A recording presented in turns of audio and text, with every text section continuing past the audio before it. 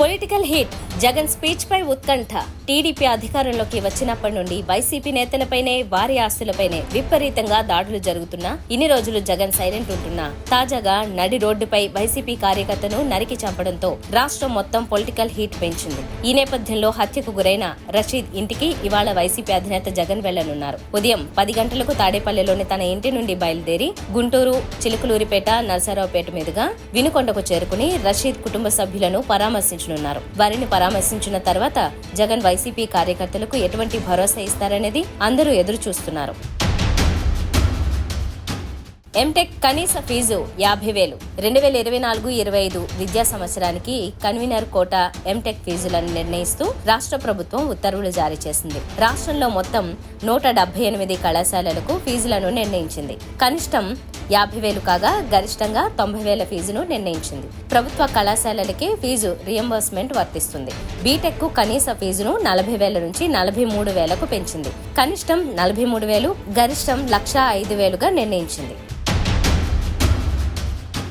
పూరి రత్న భాండాగారం రహస్య గదిలో ఏమున్నాయంటే, పూరిలోని రత్న భాండాగారంలోని రహస్య గదిలో ఉన్న సంపదను తాత్కాలిక స్ట్రాంగ్ రూమ్ కు తరలించారు. పెద్ద పరిమాణంలో 3 పెట్టెలు ఉన్నాయి. వాటిలో 2 కలప, 1 స్టీల్వి, అలాగే 4 భారీ సైజు అల్మారాలుండగా వాటిలో 3 కలపతో 1 స్టీల్తో చేసినవి.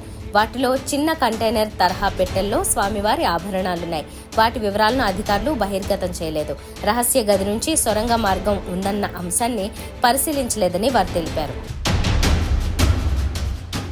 20న ఢిల్లీకి సీఎం రేవంత్. ముఖ్యమంత్రి రేవంత్ రెడ్డి ఢిల్లీ వెళ్లనున్నారు. శనివారం హస్తినకు బయలుదేరి వెళ్తున్న సీఎం రేవంత్, ఉప ముఖ్యమంత్రి మల్లు భట్టి విక్రమార్క, కాంగ్రెస్ పార్టీ అగ్రనేతలు సోనియా, రాహుల్, ప్రియాంక గాంధీ, పార్టీ జాతీయ అధ్యక్షుడు మల్లికార్జున ఖర్గే, ప్రధాన కార్యదర్శి కేసీ వేణుగోపాల్ ఇతర ముఖ్య నేతలతో సమావేశమవుతారు. రేపు వైసీపీ పార్లమెంటరీ సమావేశం ఆ పార్టీ అధినేత వైఎస్ జగన్ అధ్యక్షతన తాడేపల్లిలోని క్యాంపు కార్యాలయంలో శనివారం జరగనుంది.